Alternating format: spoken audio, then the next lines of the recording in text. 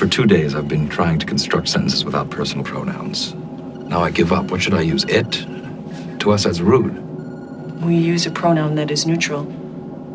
I do not think there is really a translation. My favorite gender-neutral pronoun in English is actually it. I find it funny how people use it all the time, or somewhat regularly, but not only do they not realize it, many find it intuitively inappropriate to refer to a person as an it. But then you'll be having conversations like, there's someone at our door! Oh shit, who is it? It is Joe Biden. Now, Joe Biden's pronouns are famously he, him, not it, it. And yet, in this particular construction, we say it is Joe Biden, not he is Joe Biden. And this is not unique to him. Any person could have been at your door and they would always have gotten assigned it as a pronoun in this particular set phrase. In many British dialects, it is also normal to refer to babies as an it. Nowadays, maybe because of American influence, this is going out of style, so it's really only elderly people saying it anymore. And we don't really listen to old people anyway, so we hardly notice. Surely you are denying the child's humanity by calling them it, right? But it is, in actuality, a feature of the English language that it can, in some specific circumstances, just be a neutral pronoun, in addition to being the inanimate pronoun. And surprisingly, many English speakers have been picking up the phone and calling themselves an it without ever picking up on it. Hello, it's me, despite not being an inanimate object. It's funny how in most languages grammatical gender is obviously quite regularly disconnected from all the senses of gender, but in English we only have this one exceptional case.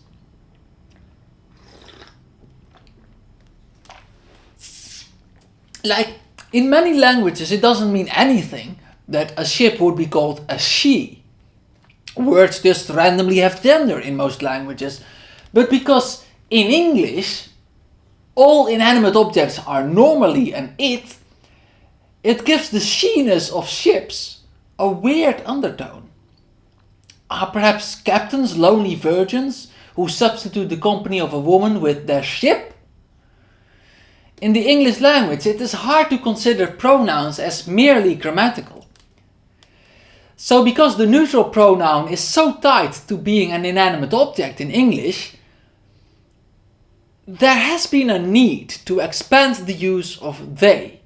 Now, many people make the claim that they has always been used in the way that it has come to be used now.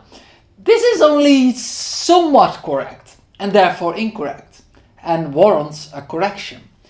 In the past, singular they has been used, but always in a very specific context, namely when the person, and therefore also their gender, is an unknown.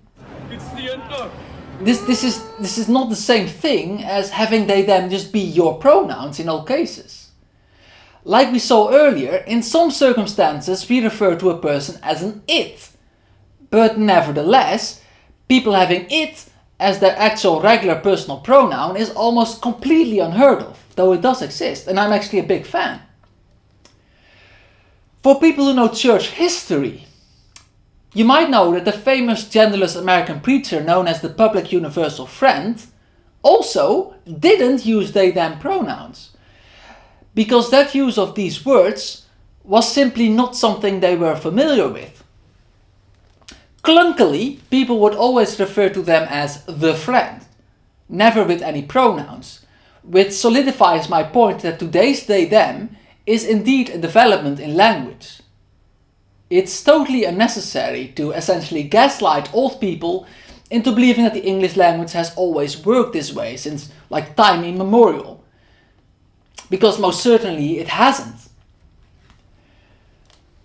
I think this is an important point to make, because not only is it wrong generally to spread misinformation, and lots of people are indeed saying this, in this case It most likely also hurts the rhetorical goals of the person telling the lie. You don't want to tacitly affirm the idea that introducing new pronouns into a language is wrong. I would really strongly advise against suggesting that data and pronouns as they exist today have existed for centuries.